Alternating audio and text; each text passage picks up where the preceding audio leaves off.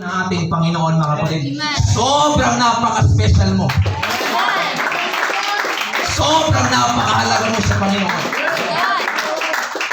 Kaya sa naghahanap ng value dyan, mga kapatid, sa social media, sa mga kaibigan niya sa labas, mga kapatid, hallelujah, huwag ka na maghanap ng value sa iba. Sa paningin ng Ama, ikaw ay mahalaga. Pinahalagahan ng lubos ng Diyos at patuloy kang pinahalagahan ng ating Panginoon. But to say, mga kapatid, ang tao nagkasala. Kung nagkasala ang ating mga ninuno, si Adan at Eva, minana natin ito.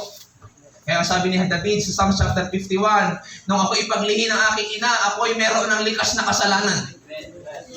Amen. Minana natin yun, mga kapatid. At dahil ang tao nagkasala, ang sabi ng Romans chapter 6, ang kabayaran nun, kasalanan ang kamatayan. Nagkasala tayo at ang hatol sa atin, kamatayan. Sa mababaw pang Tagalog, mga kapatid, impyerno sana ang bagsak natin.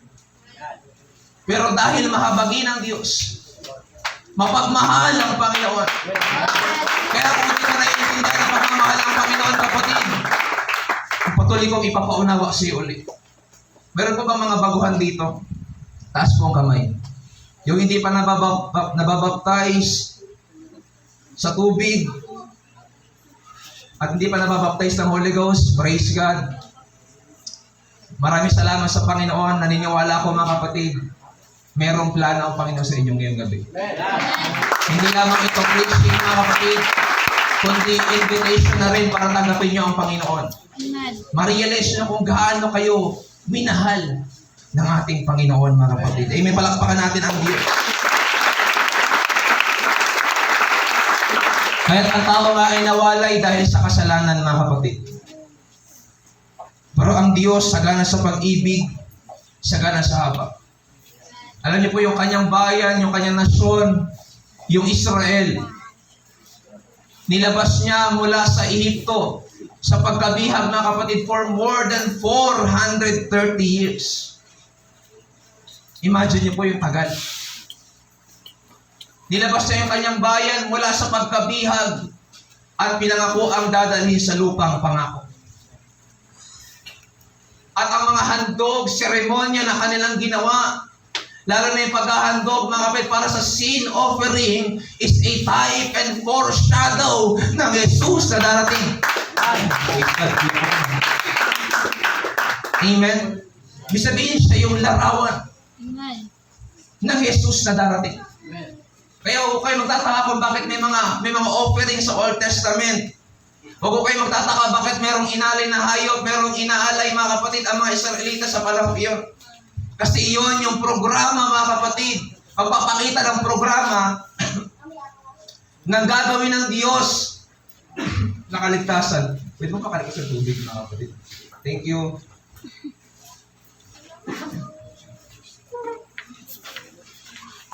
At ang sabi ng Panginoon sa kanilang instruction na kapag sila'y magkakasala, sila ay maghahandog ng susunugin para sila ay mapatawad. Salamat. Salamat, kapatid. Hallelujah.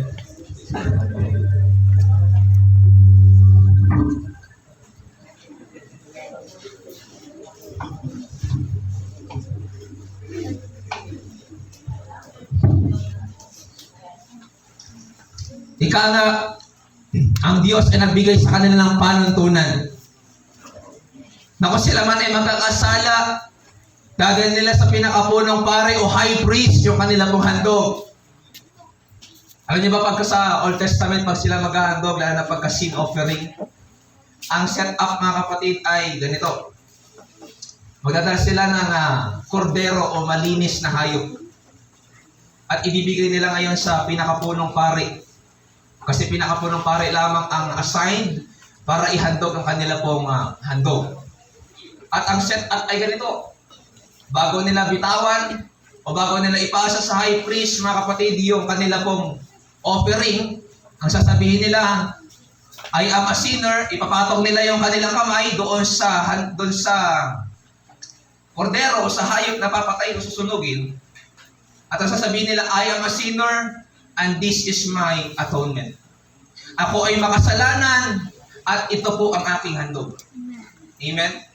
Ganon yung kanila pong practices. Ganon yung kanila pong naging pagsasanay.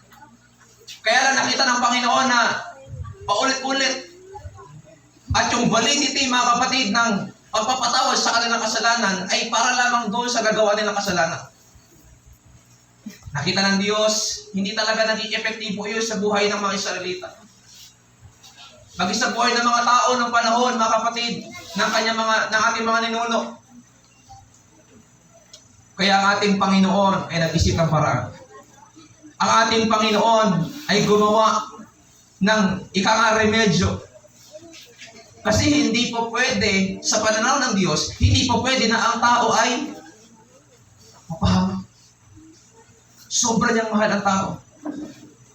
Sobra niya tayong mahal. Na hindi niya ibig na tayo mapahamak. Amen?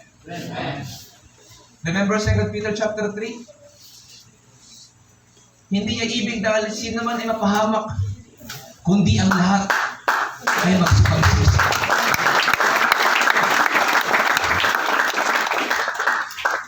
Nakita ng Diyos na hindi enough yung kanilang handog. Kaya ang Diyos, sa kanyang likas na kalagayan, siya ay espiritu, walang laman, walang dugo, walang buto. Gumawa siya ng paraan. Kasi ang batas sa lumang tipan, kapag may nagkasala, may kinakailangang mamatay. Pag may nagkasala, may dapat mabuhos na dugo. Kaya nga pag naghahandog sila, buhay. May dugo. Kasi sabi ng Hebrews chapter 9, kung walang ang pagkabuhos ng dugo, walang kapatawaran. And without the shedding of the blood, there is no remission. Kaya ang Panginoon, mga kapatid, pagaman siya'y Diyos, wala sa laman, wala sa dugo, siya'y nagkatawang tao. Ay sabi ng 1 Timothy chapter 3 verse 16, and without controversy, great is the mystery. God was manifest in the flesh. Ang Diyos ay nagkatawang tao. Ay sabi ng John chapter 1 verse 14, at ang salita, ang Verbo ay nagkatawang tao. At tumahan sa gitna natin. Wow! Gaano ka ka-espesyal yan, kapatid? Gaano ka kahalaga sa Panginoon? Na nung siya'y nagkatawang tao, siya ay tumahan sa ating mga buhay. Kaya ikaw at ako ngayon ay mayroong kaligtasan sa pamamagitan ng ating pagsampalataya sa ating Panginoon. Purihin natin ang Diyos, mga kapatid. Hallelujah. In Hebrews chapter 9, verses 25 to 26, ang punong pari ng mga Hudyo pumapasok sa pinakabanal bawat taon na may dalang dugo ng hayop, ngunit si Kristo ay minsan lamang naghandog ng kanyang sarili at hindi na niya ito inulit-ulit pa. Verse 26. Dahil kung kailangan ulit-ulitin pa, maraming beses sana nagdusa si Kristo mula pa nang likhain ang mundo. Pero minsan lamang siya naparito sa mundo para alisin ang mga kasalanan natin sa pamamagitan ng paghahandog ng kanyang sarili. Kaya nga, kamakailan lang, ipinagdiwang ng buong mundo, mga kapatid, ang kapanganakan ng ating Panginoong Yesus. Bagamat hindi naman talaga tayo naniniwala na ang December 25 ay talagang kapanganakan ng ating Panginoon. Pero bilang mga Kristiyanong mananampalataya, atin po ito ang pinagdiwang. Bakit? Dahil naniniwala tayo si Jesus ay talagang ipinanganak. Siya ay nagkatawang tao. At ipinanganak ng isang birhen, si Maria. Amen? Ang tanong ko, mga kapatid, gaano natin nare-recognize ang Christmas season? Nakaraan sinelebrate natin, nagkaroon ng Noche Buena noong 24 ng gabi. And kapag na December, mga kapatid, talagang ito na yung celebration ng Christmas. Kaya meron mga Christmas party. May mga Christmas celebration. Meron tayo year-end celebration, mga kapatid. Bahagi ng atin pong pagdiriwang. Pero gaano po natin as a Christian, gaano po natin na nakikilala, gaano po natin na pag-uunawa, mga kapatid, ang kapanganakan ng ating Panginoon. Kasi kapag hindi natin lubusan na intindihan kung bakit ipinanganak ang Panginoon, walang sense ang atin pong kaligtasan. Kinakailangan natin itong ma-recognize at the same time, mga kapatid, ay patuloy po natin itong ma-realize. Kailangan natin, mga kapatid, sa ating pong buhay, magkaroon tayo ng malalim na hugot sa ating buhay paglilingkod na, Lord, oo nga, ikaw ay namatay para sa akin. Kasi kung talagang nare-realize at nare-recognize natin ang kapanganakan ng ating Panginoong Yesus, makaka-apekto po ito sa way ng ating paglilingkod. Sa way ng ating pagsamba, sa way ng ating pagpupuri, sa way ng ating paglilingkod sa ating Panginoon. Lilingkod natin sa ating kapwa at the same time. Ito po ay makaka-apekto lalo tigit sa ating spiritual na buhay. At ako naniniwala na ang Christmas hindi lang about giving, kundi ang Christmas is about giving sacrificially. Kasi kung nanamnamin natin yung mensahe ng Christmas, noong nagkatawa-tawa ang ating Panginoon, may nag-sacrifice. May Diyos, sabi ko nga, bagamat Espiritu, walang laman, walang dugo, walang buto. Sinakripisyo niya yung kanyang pagka-Diyos. Sabi ng Philippians chapter 2, hinubad niya yung kanyang pagka-Diyos, nakitulad sa mga alipin. Naging masunurin hanggang sa kamatayan sa krus ng Kalbaryo. Amen. At nung ipapanganak na ang ating Panginoong Yesus, meron din nag-sacrifice. Remember Mary and Joseph? Hello? Mawawalan po, gusto ko sabihin na may pagkalang at pagpapakubaba. Mawawalan po ng kabuluhan ang plano ng Diyos na kaligtasan kung hindi rin nag-agree si Mary at si Joseph. Kung hindi nag-yes si Mary at si Joseph. Kung maalala niyo mga kapatid, si Mary at si Joseph malapit na pong ikasal. Parang iniintay na yung catering. Okay na yung invitation. Okay na yung mga abay. Yung venue na bayaran na. Ikakasal na lang. Pero biglang dumating si Angel Gabriel. Alam niyo minsan mga kapatid, kapag ang Diyos nag-reveal, makakapala ka talaga sa agenda mo. But I pray mga kapatid, gaano man karami ang ating agenda sa buhay, kapag kumatok ang Diyos sa ating mga puso, bigyan natin response. Amen. Bigyan natin tugon. At ang sabi ni Mary, ako po'y alipin. Mangyari po ang nais ng Panginoon. Tignan niyo po yung sakripisyo yung binigay. Hindi niya alintana yung mga marites sa paligid niya. Hallelujah. Hindi niya inisip, ano sasabihin ng mga kapitbahay, kasal na, hindi pa kami kasal ni Joseph, pero may baby na ako.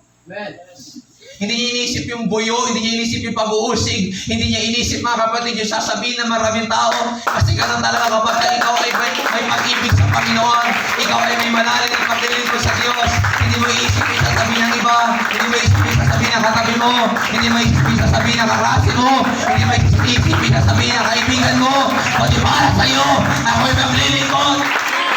Thy will be done, not thy will. Nangyari kalooban mo, hindi kalooban ko. Kaya ang tanong dito mga kapatid, ano yung kaya mong isakripisyo sa Panginoon?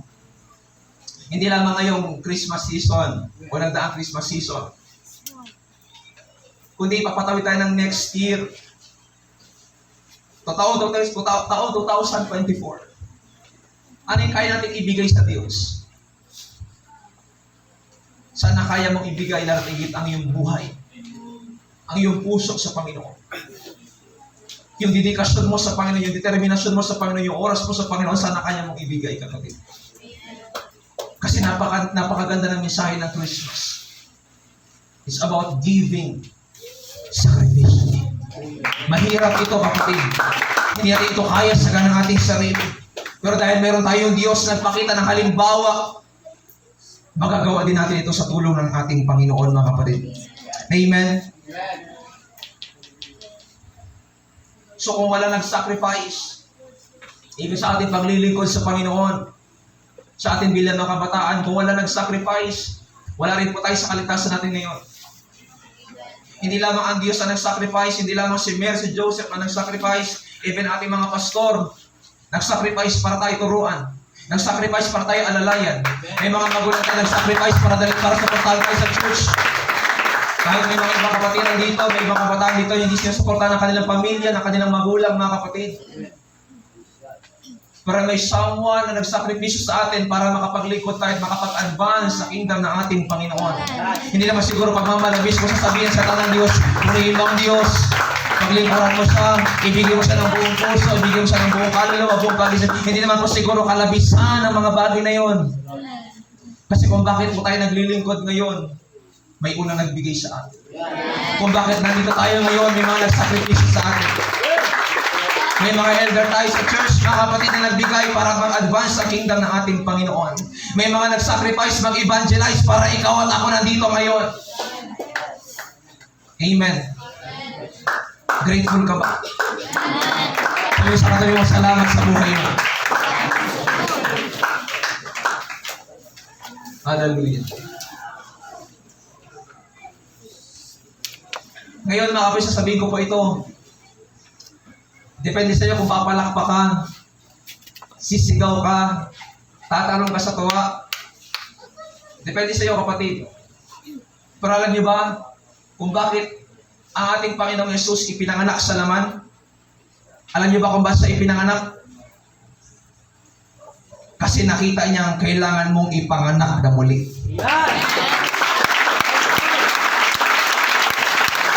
Jesus was born because we must be born again. Pwede siyang isacrifice ang lahat.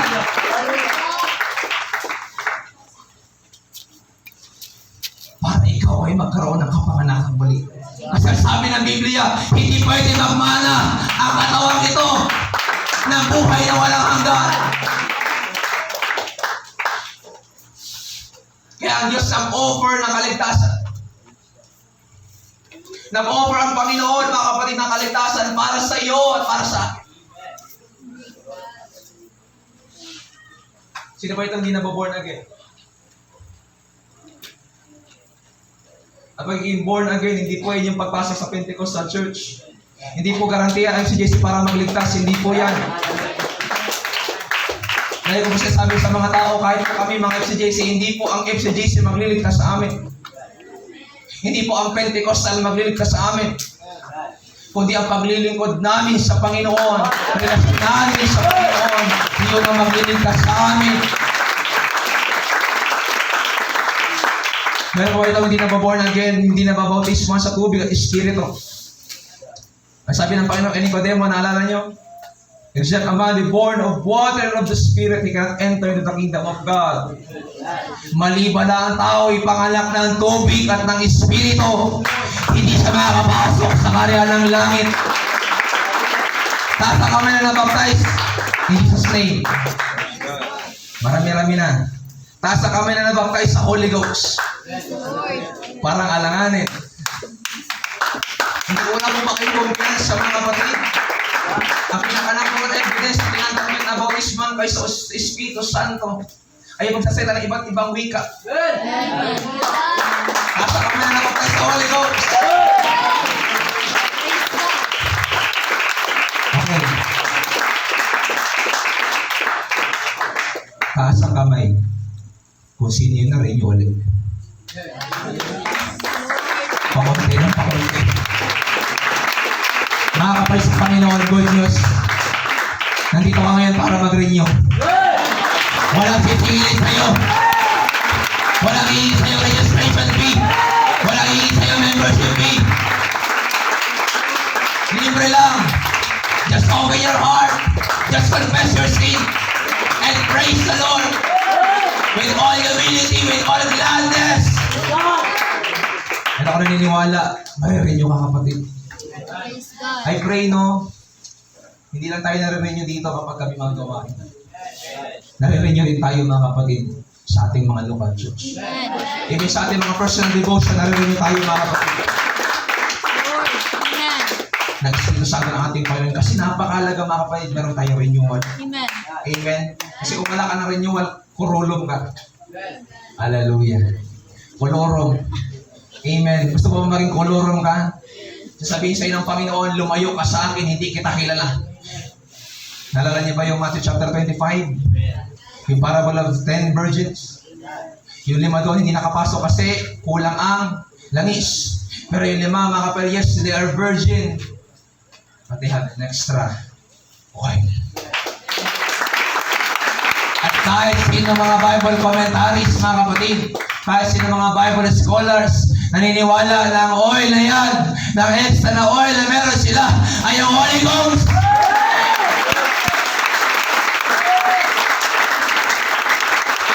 Kaya kung na-renew ka lang last camp, pwede ka mag-renew ngayon. Kung na-renew ka last year pa, pwede ka mag-renew ngayon. Kung na-renew ka last month pa, pwede ka mag-renew. Every day, kahit kailan mo gusto. Kasi hindi tayo makakatindig sa ating pananampalataya kung wala ng Holy Ghost. Magiging emosyon na ang ating paglilingkod kung wala ng Holy Ghost. Magiging obligasyon na lang ang ating paglilingkod kung wala ng Holy Ghost. Kung wala magbibigay ng passion sa ating buhay, mga kapatid. Kaya nagpapasalamat tayo sa Panginoon. Nagkaroon tayo, mga kapatid, ng born again experience. Pwede ba natin palapakan ng Diyos? Hallelujah! At ang born again experience, mga kapatid, hindi mo yan nakuha dahil sa pastor mo. Hindi mo yan nakuha dahil sa kasipagan mo, hindi sa kabaitan mo, hindi sa kabutihang taglay mo. Hindi sa hairstyle mo yan, hindi sa modesty na meron ka. Ang born again experience yan ay ginawa ng Diyos sa buhay mo. Nung ikaw ay totoo na ng palataya sa Panginoon. At sa mga kabataan dito na nag-aangan ng born again experience, pwede na maranasan ang bagay na yan. Kapatid, pwede mo maranasan ang buhay ang bagay na yan, mga kapatid. Hallelujah. Dahil sa kapanganakang muli na ating naranasan at mararanasan sino man, mga kapatid, yun ang magbibigay sa atin ng totoong paglilingkod sa Panginoon. Yun po ang magbibigay sa atin ng totoong paglilingkod sa Panginoon. Nalala ko yung mga taga-Puerto kanina. Sabi ko, naghanap ako ng mga taga-Puerto. Sabi ko, ba't mga taga-Hilito man ito? Akala ko may mga taga-Puerto talaga. Pero anyway, mga kapatid, malayo talaga sila. Praise God, meron na po tayong gawain sa Puerto. Pwede ba tayo palakpakan ng mga natin? Meron na tayo sa Boracay. Unti-unti na tayo, mga kapatid, nakikilala sa iba't ibang mga lugar. Glory to God. Ganyan po kasi mo ang ating bishop, mga kapatid. Si bishop po, malapit na pong senior na pala siya, mga kapatid. Senior pala? Binago na? Napa-update. Akala ko malapit pala mong senior. Pero just imagine, mga kapatid, yung edad ni bishop. I-compare natin sa ating buhay. Kaya ako nahahamon ako, mga kapatid, bilang young pastor na magsikap lalo sa Panginoon. Kasi nga si bishop na, ang ating mga presbyter nga na pa-senior citizen na, ganado pa sa paglilingkod sa Panginoon. Determinado pa magbukas ng mga gawain. At yun yung passion na nakuha nila mula sa Panginoon. Dahil sila'y nag-ugat sa pag-ibig sa Diyos. Nandun yung passion, mga kapatid. Pero po ko tanong dito na hinanda, mga kapatid. Ayan, what are the things that you are passionately about lately? Siguro naman po nararamdaman nyo sa sarili nyo, mga kapatid, na parang pinipilit na lang kayo maglingkod. Amen. Yung bang tipong, wala mong masasaktan, pero ang totohanan, mga kapatid, yung tipong, sinusundo ka na, naman, hallelujah, pinupuntahan ka na, naman, pinagpipray ka, na naman, sinangihina ka, na naman. Alam ko mararamdaman mo yan, kapatid, hindi mo may ikakaila sa sarili mo na para yung paglilingkod mo sa Panginoon ngayon habang tumatagal. Buti pa yung paksiw habang tumatagal, sumasarap. Buti pa yung adobo habang tumatagal, sumasarap. Pero yung Christian habang tumatagal, parang pahirap ang paglilingkod purpose. Yes, we don't deny the fact. Meron tayong mga problema. Hindi ko i-respond. Kahit ilista ko sa inyo mga pinagdadaanan namin sa buhay, kahit ilista ko sa inyo mga kapatid yung mga pinagdadaanan namin sa tagbay, siguro hindi tayo makakalayo. We don't deny the fact, meron tayong pinagdadaanan. But we need to declare what is truth. Ang Diyos kaputi, ang Diyos kataguyod, ang Diyos ay mabuti sa ating buhay.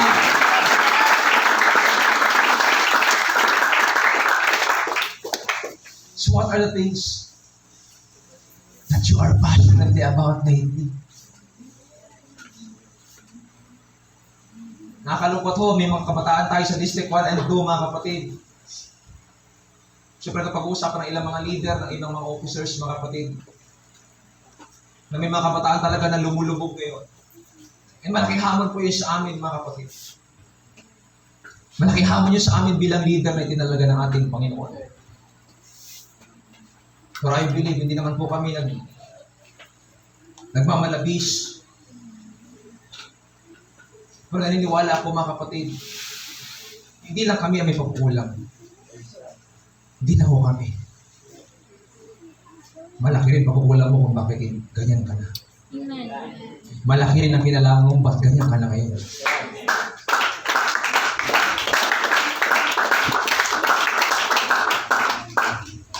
Pero salamat sa Panginoon, mga kapatid, binibigyan tayo ng pagkakataon ng Diyos para makapagbalik loob balik. Binibigyan tayo ng pagkakataon ng Panginoon para tayo ay magkaroon muli ng passion.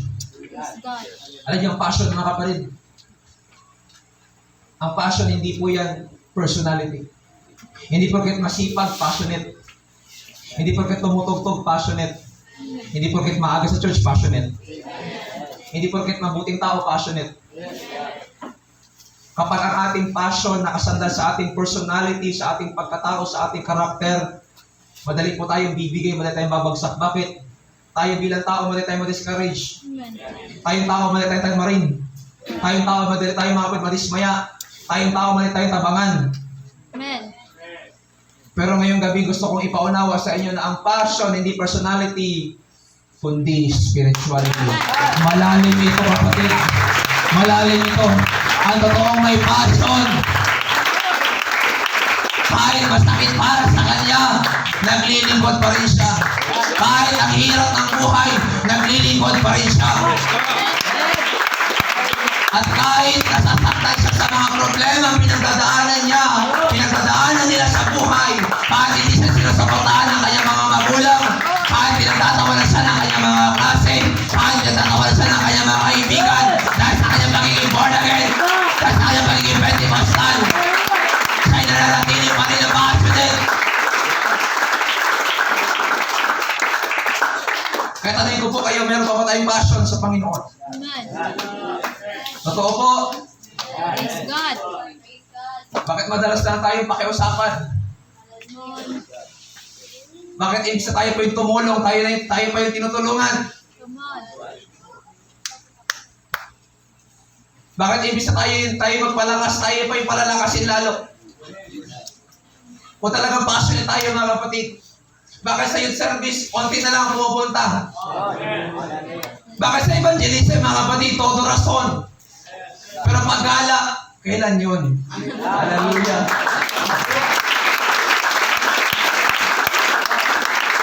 Mga kapatid, hindi po natin minamasama. Doon tayo sa realidad ng paglilingkod ng mga kabataan ngayon.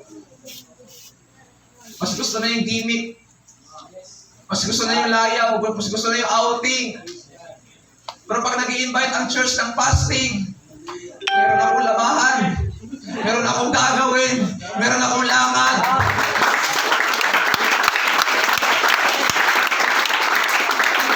Ang totoong passionate, ang product niyan, perseverance. May pagtitiis. Ang totoong passionate, marunong magtiis. Kahit hirap na siya. Kahit parang ginagapay niya na maglilingkod sa Panginoon. Patuloy pa rin ako maglilingkod sa Diyos. Now, may passion ka pa ba? Paina ka na ng paina. Alam niyo mga kapatid, mas matitest ang ating pananampalataya. Mas matitest yung ating passion sa Panginoon sa mga problemang dumarating ang darating. Diyan ka talaga masusubok. Kung hanggang saan mo kaya suportahan si Pastor, diyan ka talaga magsubok. Kung hanggang saan mo kaya mag-evangelize, diyan ka talaga magsubok. Kung hanggang saan mo kaya mag-fasting, diyan ka talaga magsubok. Kung hanggang saan mo kaya mo na ibigay para sa Panginoon, diyan ka talaga magsubok, kapatid. Hindi natin madadaan sa mga fellowship lang. Hindi madaling makita, mga kapatid, ang quality ng pananampalataya ng Kristiyano kapag nasa fellowship lang. Mas makikita mo yung pagkatapos ng fellowship. After nito, mga kapatid, dito natin makikita kung sino talaga yung patuloy na passion sa 2024. Sino talaga yung mainit pa rin sa 2024. Sino yung patuloy pa rin mapapagamit sa 2024. Lalo ngayon, mga kapatid, napakalayo na ng originality ng Christianity na gusto ng Panginoon sa Christianity meron ngayon. Ang panahon natin ngayon. Amen. Hindi po namin pinagmamalabis, pero praise God, salamat sa buhay ni Pastor Bong. Pero konti na lang siguro sa amin, mga kapatid, ang kayang tanggapin ang ministry sa pagiging murang edad. Madalas po, hindi po ako nagmamalabis, hindi po ako nagmamakaawa dito, mga kapatid. Pero madalas, mga kapatid, binibigyan ng appreciation yung mga senior pastor. Para nakakalimutan din po kami mga junior. Na kahit sa kabila ng pagiging mahirap, tinanggap pa rin namin, mga kapatid. Pero hindi kami after sa appreciation, hindi kami after sa recognition, after kami sa recognition ng Panginoon sa amin. Wala kami pakialam kahit hindi kayo mag-thank you. Wala kami pakialam kahit hindi mo kami tapingin yung balikat namin. Wala kami pakialam kahit hindi mo kami sabihan ng pastor, kaya niyo yan. Wala kami pakialam. Mahalaga ang Diyos. Patuloy nag-i-encourage sa amin. Mahalaga ang Diyos. Natutuwa sa ginagawa namin, mga kapatid. Praise God. We are called, sabi nga po, we are called not to please men, but to please God. Amen. Not to seek the appreciation of others, but to seek the appreciation and recognition from the Lord. Yun ang mahalaga. Kaya mga young people, sa henerasyon ngayon, it doesn't matter kung hindi ka na-appreciate ng iba. It doesn't matter, mga kapatid, kung hindi ka na-appreciate ng pamilya mo. Kung hindi ka nasusuportahan ng ibang mga kapatiran, kung hindi ka nasusuportahan ng ibang mga tao, mga kapatid, kung the more na pinagtatawanan ka nila, doesn't matter. Amen. Mas mahalaga pa rin yung sasabihin ng Diyos sa dulo. My good and faithful servant, welcome to my kingdom. Mabuti at tapat na alipin. Mabuti at tapat na yung people. Pumasok ka sa aking kalangitan.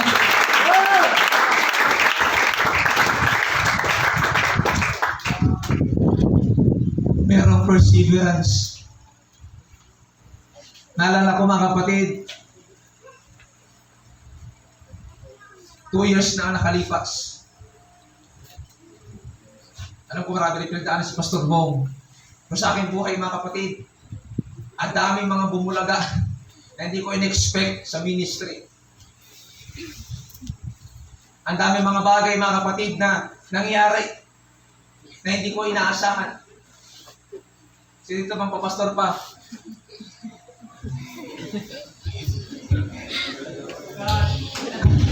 Hindi ko po kayo tinatakot.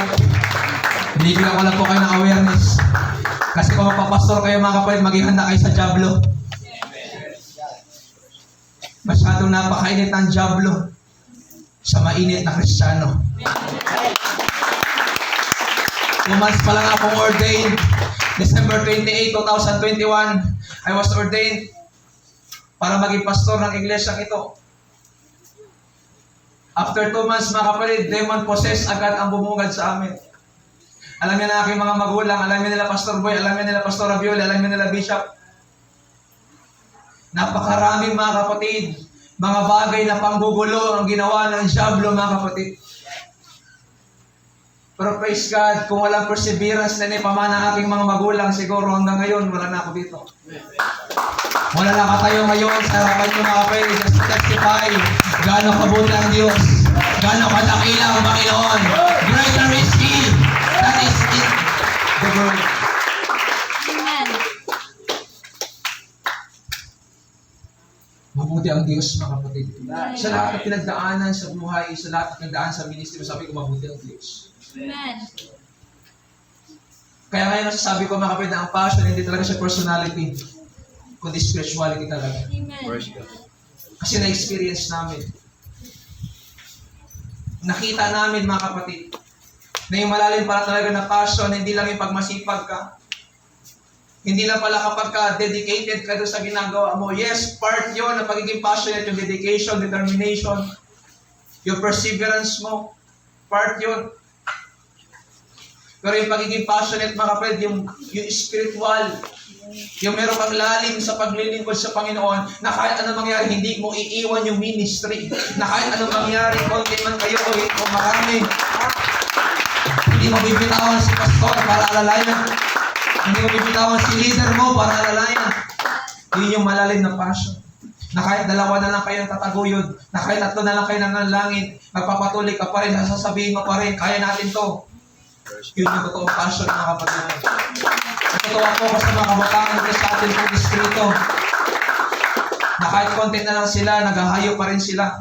Na kahit konti na lang sila, nagpa-fasting pa rin. Na kahit konti na lang sila, mga kapatid, hallelujah, nananalangin pa rin sila. Na kahit konti lang sila, tinutulungan pa rin nila yung kanilang pastor. Praise God po dito, palakpakan ang inyong mga sarili, mga kapatid.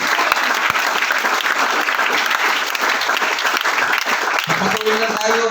Magpatuloy kayo, mga kapatid, sa paglilipod sa ating Panginoon. Bakit ano yung ating basihan? Kasi ibinigay ng Diyos yung kanyang buhay sa atin. So dapat din natin ibigay at ialay ito sa ating Panginoon. Ano yung nagsusustain sa ating passion? Ano yung nagbibigay ng kasaganaan at kagalakan sa ating passion? Mga kapatid, wala pong ibang magbibigay ng kagalakan sa ating passion kundi yung mga spiritual din na bagay. Prayer and fasting. Pagbabasal ka ng Panginoon, mga makalangit na bagay, mga pang-spiritual na bagay, yun yung magbibigay na sa atin ng malalim na dedikasyon, malalim na determinasyon sa ating Panginoon para tayo ay makapagpatuloy pa rin sa kabila ng lahat. Tayo may katabi mo kami, pagtitiis pa ba siya? Yung kamay sabihin, tanungin mo, may pagtitiis ka pa ba? Titiis ko pa ba? Mga kapatid sa Panginoon, matatapos na yung taon. Ilang araw na lang matatapos na yung 2023. Pero sana magtapos yung taon lang. Pero hindi yung paglilingkod mo sa Diyos. Sana magtapos yung taon lang. Hindi yung passion mo. Hindi yung gana mo. Hindi yung galak mo sa paglilingkod. Amen. Hindi yung determinasyon mo sa paglilingkod. Amen. Magtatapos lang ang taon. Pero hindi magtatapos ang buhay mo sa paglilingkod sa Panginoon. Amen. Praise God. Kaya nandito tayo ngayon, mga kapatid. Para ma-revive yung passion na meron tayo. Kaya napakaganda na ating tema ngayon, unto us a life is given. Ibinigay ng Diyos sa atin ang kanyang buhay. Na dahil sa kanyang pag-ibig, dahil sa kanyang pagmamahal sa atin, nandito tayo ngayon, naglilingkod, nakakatayo sa ministry, mga kapatid. Kahit may mga pagkataon, napakapasaway natin yung people. Kahit may mga pagkataon, napakatigas ng ulo natin, mga kabataan. But still, mahal tayo ng Diyos. Minahal tayo ng ating Panginoon. Naalala ko yung post ng isang content creator na nabasa ko kahapon. Ang sabi niya doon, mga kapatid, minahal ka na. Bago pa na-invento yung setang, mahal kita. Walang ibang nagmahal sa atin ang una, kundi ang ating Panginoong Yesus.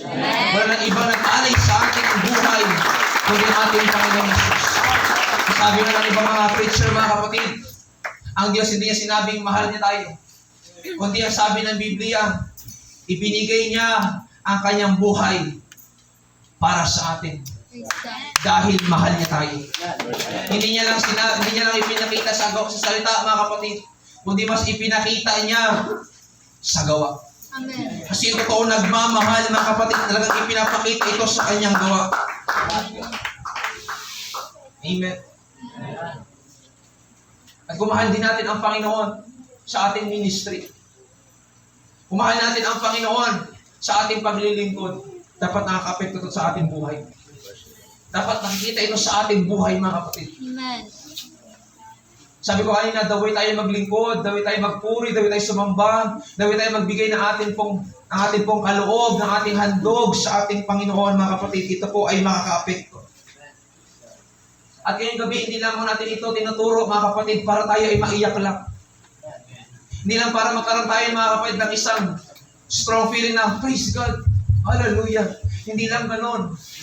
Kundi tinuturo natin ang bagay na ito at inireveal ng Diyos sa ating buhay ang talatang ito, mga kapatid, para meron tayong malalim na panghugutan.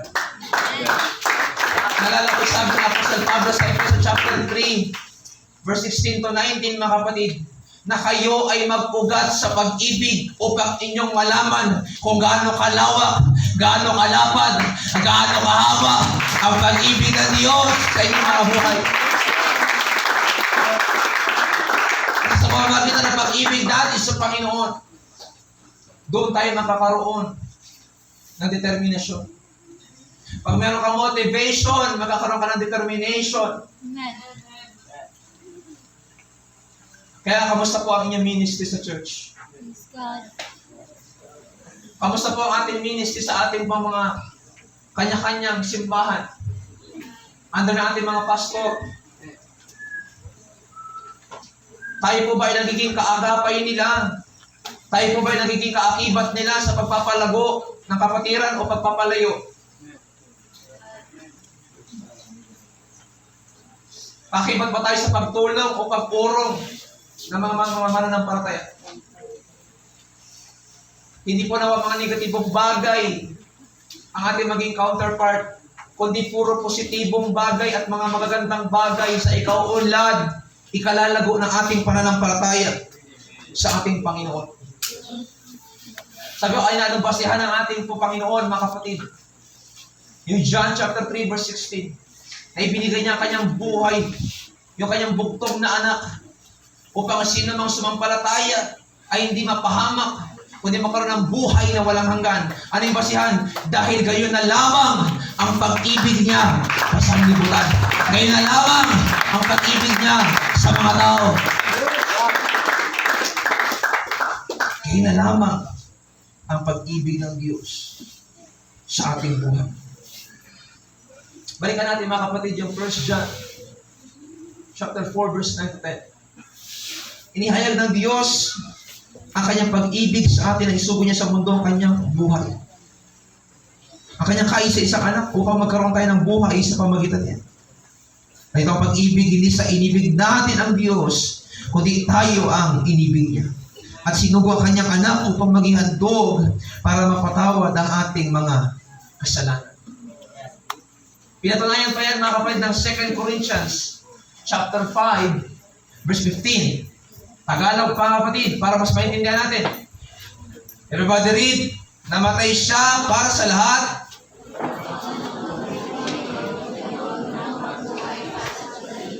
Hindi para kay Kristo na namatay at muling nabuhay para.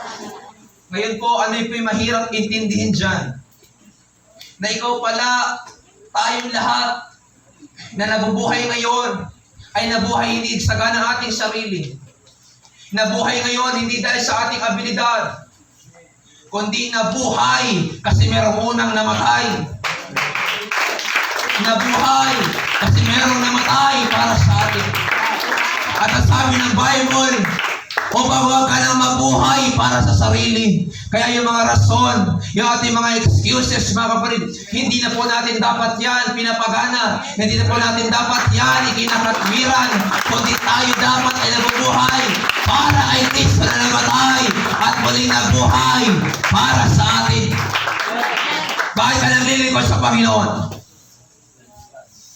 Kasi ito yung ating pong pinakabalik sa Diyos. Bakit tayo naghahayo? Kasi ito yung heartbeat ng Panginoon. Yung soul meaning. Yung kaluluwa mismo. Bakit tayo nananalangin sa Panginoon? Bakit tayo nagbabasa ng Biblia? Bakit ang aga-aga pa kapag Sunday naliligo na agad tayo? Nag-aasikaso tayo? Kasi meron palang namatay sa atin. Meron palang nag-alay ng buhay. Ang meron ba yung life na binibigay ng Panginoon, hindi yun yung Zoe. Yung Zoe, yung kanyang pagka-Diyos. Yung life na yan, sa Greek, psyche. Ibig sabihin yung kanya talagang laman, binigay sa iyo, binigay sa akin, para yung katawan natin ito, napatay sa kasalanan, mabuhay sa katwiran ng Diyos.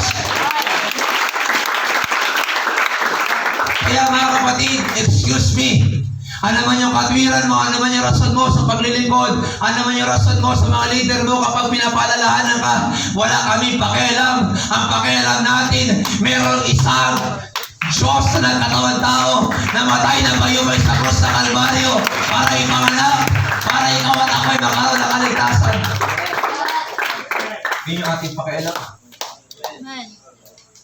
Kaya ka rin namin inaalalayan bilang pastor mo sa paglilingkod sa Panginoon. Kasi gusto ko maipaunawa at gusto namin maipaunawa sa inyo, mga kapatid, na yung buhay natin ngayon, hindi na to sa ating sarili. Amen. Kaya kung ang pastor natin, sabihin tayo, sige mag-MC ka, para tayong MC. Huwag kang maging paniki. Kung yung pastor natin, siya sabihin ka, Brad, hindi ako makakapunta, ikaw muna. Mag-Bible study doon, may kapatiran doon. Bag ako.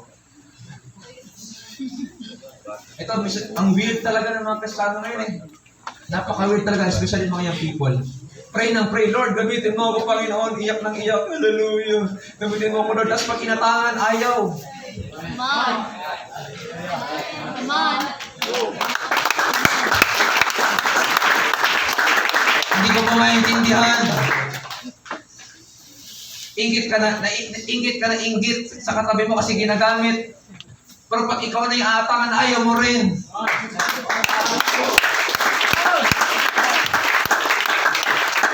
Sige mo sabing sana all. Pero nung ikaw na yung binibigyan ni pastor ng platform, pastor, bata pa man ako. Praise God.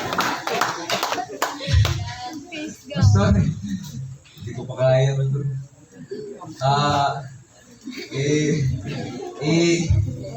Naubos na yung rason. Pastor, wait lang. Bilakad daw kami. Kung gusto mo talaga gamitin, magpagamit ka. Amen. At ito may problema. Gusto naman gamitin. Pero ang gusto yung nakikita agad. Gusto nakikita agad. Gusto lang yung hawak lang yung microphone. Gusto yung hawak lang yung piano, yung drums, yung gitara. Pero pag hawakin mo ng verse, tambo, ayaw. Pag hawakin mo ng verse, hindi, ayaw.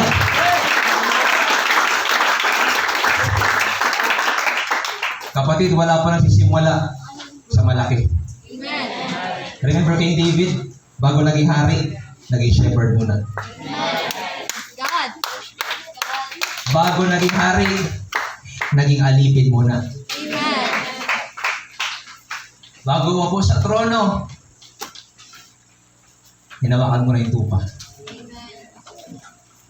Hindi ka iti-develop ng Diyos sa gusto mong ministry or sa gusto niyang ministry kapag hindi ka magsisimula sa baba.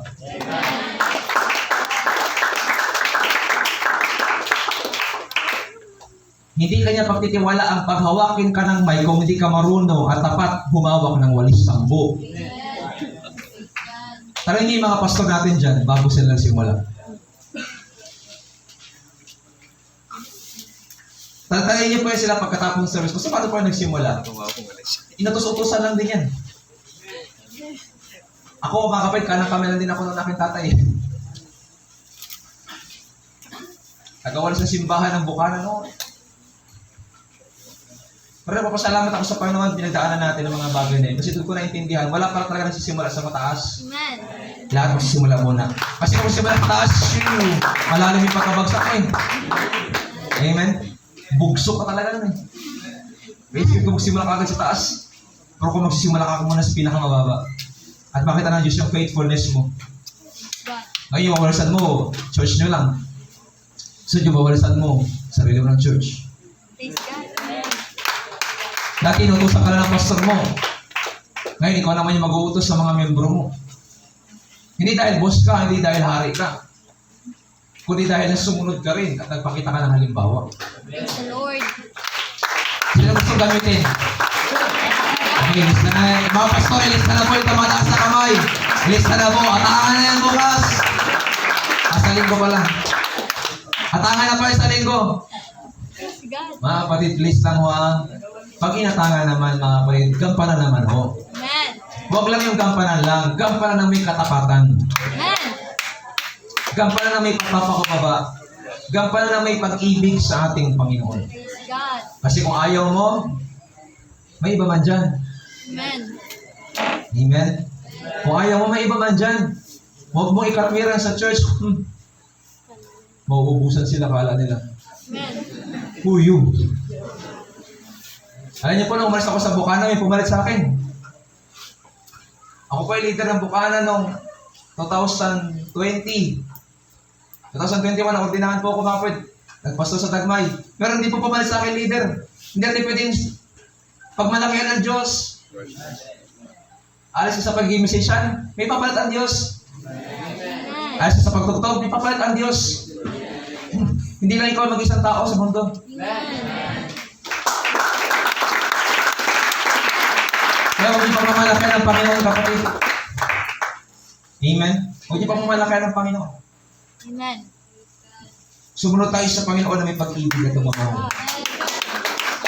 Naintindihan po natin itong talatang ito. Take note niyo yan. Picturean niyo na mga kapatid. Sige, picturean niyo na ho. Sige, picturean niyo na. Kapatid. Namnamin niyo po yung talatang yan. By the way, guys, sinong natatanong anong version yan? Mabuting balita version. King James version, medyo malalim pa, pero ito napakaliwanag. Amen? Ang liwanag ko, namatay siya para sa lahat. Kahit LGBT community, namatay si Kristo para doon eh. Upang ang mga nabubuhay ngayon ay huwag na mabuhay para sa sarili, kundi para kay Kristo na namatay at may nabuhay. Wala na ako ibang makitang dahilan para hindi sundin ng Panginoon. Ngayon, napakaliwanag na siya sabi ng talata eh. May nag-sacrifice, kaya may buhay ka ngayon. Dahil sa ating Panginoong Jesus, mga kapatid. Amen. Kaya people, mahal ba natin ang Diyos? Mahal ba natin ang Panginoon? Mahal ba natin mga pastor? Alam niyo po, karamihan sa aming mga kasamang pastor, mga kapatid, matatandaan ako. Kailangan nila ng kaagapan. Alam niyo ba sila sumama ngayon dito? Alam niyo ba sila sumama ngayon dito?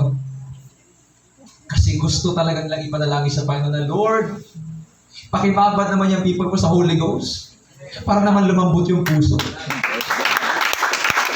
Amen? Amen ba mga pastor? Umaasa kasi yan sila. Ako pastor din ako eh. Meron ako mga people dito. Umaasa ako, magiging kaagapay ko yung mga yan. Kaya hindi ko lang pinapunta dito para kumain. Hindi ko lang pinapunta dito para makatanggap ng regalo. Hindi ko lang pinapunta dito para mga kapatid makipicture sa kanilang mga natutipon, lalaki, babae. Hindi ko lang pinapunta dito mga kapatid para makita lang yung liyo. Para makita ko gano'ng kalaki yung TV nila. Hindi ko po yung pinapunta dito mga kapatid para magpapansin lang. Kundi pinapunta ko dito kasi umaasa ako. Nagiging magagawa ko rin sila. At ang mga pastor natin yan, yung mga pastor natin sa labas, umaasa sila sa'yo. Na isang araw, may magtatagoy sa sinimulan nila. Na kahit yung mga anak nila, hindi sila samahan sa ministry. Pero may mga young people sa church na pwede nila kasamahan.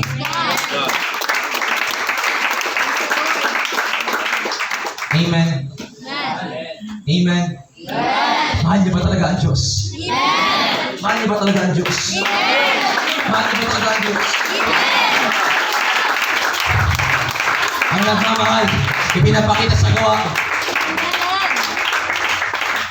Pero po gusto ipanood sa inyo mga kapatid. Sana po ay matats kayo.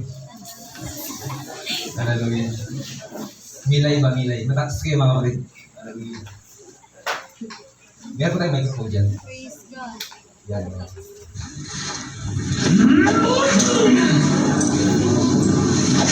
Start. Okay, pause pa natin sa ganito. Pause pa natin sa ganito. Ito po ay Passion of the Christ. Sino po nakapanood ng Passion of the Christ ni Mel Gibson? O, sa Superbook, meron yan sa Superbook. Meron kayo pamilya sa Superbook. Passion of the Christ. Dinitalye doon yung pagpapahirap at pagpako sa ating Panginoong Yesus. Okay. Pause pa sa gusto ko pa makita niyo mga kapatid kung talaga mahal niyo ang Panginoon. Sabi niyo, di ba mahal niyo ang Panginoon? Taas mo niya kamay na sabi mahal niya ang Diyos. Gusto ko pa ma-realize yung mga kapatid sa gabi ito. Hindi po basta ang ginawa ng Panginoon. Hindi po biro ang kanyang ginawa. Remember sa Matthew chapter 26, gusto niya sana takasan yung responsibility.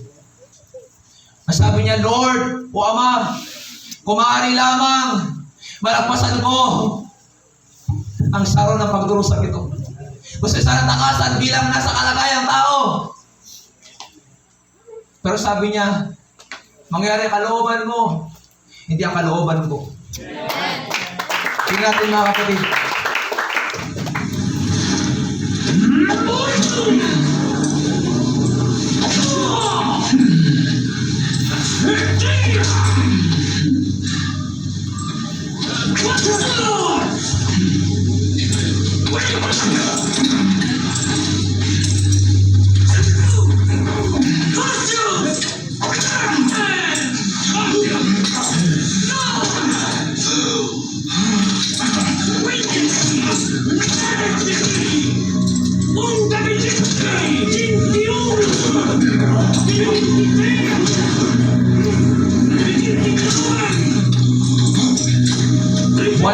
Times, to be exact, lahat ng palo na tinanggap niya.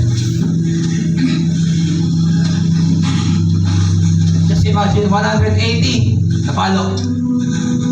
Para sa akin at para sa iyo.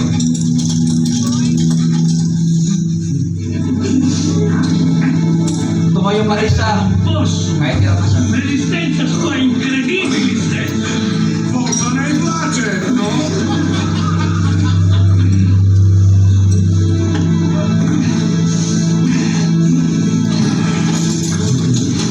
Rispondendo. Prova esplode! Quale? Il mesopparico! Gusta! Gusta!